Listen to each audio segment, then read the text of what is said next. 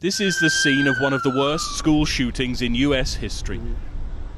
At least 19 children and 2 teachers were killed at the Robb Elementary School in Uvalde in Texas. Here's how the tragedy unfolded. This is the gunman, 18-year-old Salvador Ramos.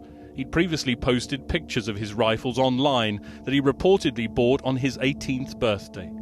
His first victim, his own grandmother, shot at her home on the morning of the shooting. She was airlifted to hospital.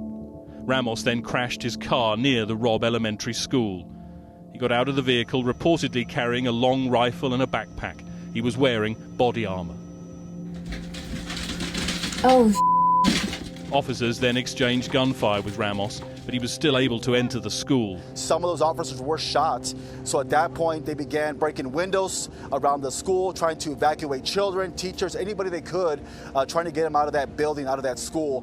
What we do know at that point, the shooter was able to make entry into a classroom, barricaded himself inside that classroom, and again just began shooting numerous children and teachers that were in that classroom, having no regard for human life, just a complete evil person.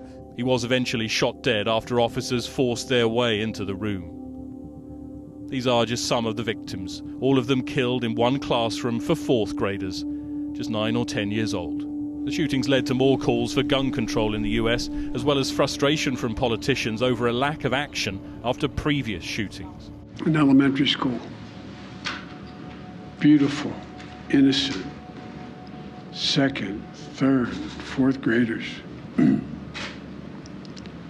And how many scores of little children who witness what happened